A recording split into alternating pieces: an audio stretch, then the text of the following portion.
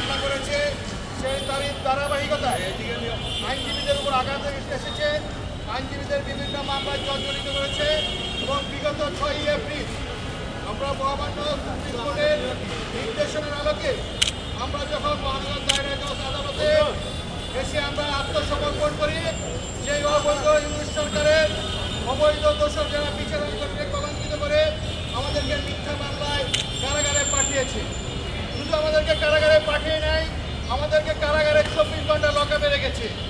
আমরা কারাগারের মধ্যে মানবতার জীবন যাপন করছি। আমরা থাকা খাওয়া আমাদের এক হাত জায়গা দিয়েছে। আমরা 60 জনের জন্য 3টা হাফ ওয়াশরুম ইউজ করেছি।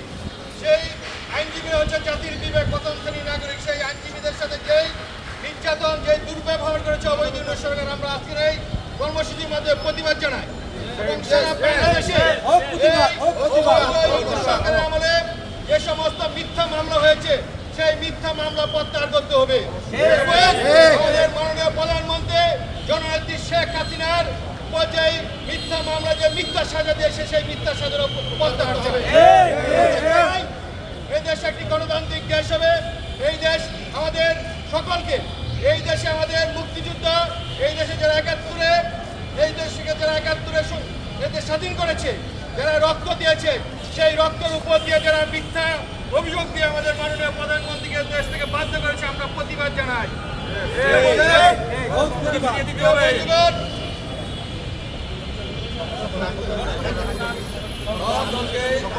বন্ধুগণ, আজকে এখানে আমাদের উপস্থিত আছেন, এখানে আমাদের 61 জন আইনজীবীর মধ্যে আমরা 59 জন আছি। আমাদের একজন ভাই মারা গিয়েছে, মহিবুল হাসান আপেল, কারা অন্তরীণের তৈরি হওয়ার পর আমরা এর নিন্দা জানাই। প্রিয় বন্ধুগণ, আমাদের মধ্যে উপস্থিত আছেন কারা নির্যাতিত আইনজীবীরা, উপস্থিত আছেন আমাদের সহযোদ্ধা, আমাদের তহিদ ভাই, আমাদের সোহাগ ভাই, আমাদের শামীম ভাই, সাইফুল ভাই, উবাইদ ভাই, সবাই আমাদের কাছের ভাই।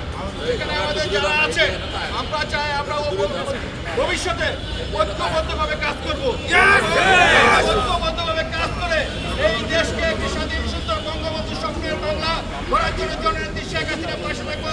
সবাইকে ধন্যবাদ। জয় বাংলা, জয় বঙ্গবন্ধু।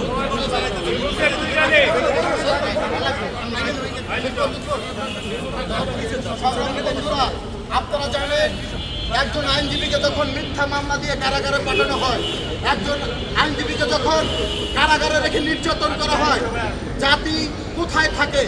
আজকে এই আইনজীবী বন্ধুদেরকে এই প্রতিবাদ আমরা জানাতে চাই। ইউনূস আমাদেরকে মিথ্যা মামলা দিয়ে এই ঢাকা বারের 64 জন আইনজীবীদেরকে কারাগারে রেখেছে। তিনি মানবাধিকার লঙ্ঘন করেছে, এটাকেও একদিন আইনের আওতায় আনতে হবে। আজকের এই সমাবেশ থেকে আমাদের এটাই দাবি। আর ইউনূস বাংলাদেশটাকে ধ্বংস করেছে, আদালতেই হবে। এই বাংলাদেশ, সাজানো গোছানো বাংলাদেশ, বঙ্গবন্ধু কন্যার এই সুন্দর বাংলাদেশকে যারা বিনষ্ট করেছে তাদেরকে আইনের আওতায় আনবো। আজকে সকল আইনজীবী বন্ধুদের এটাই আমাদের দাবি।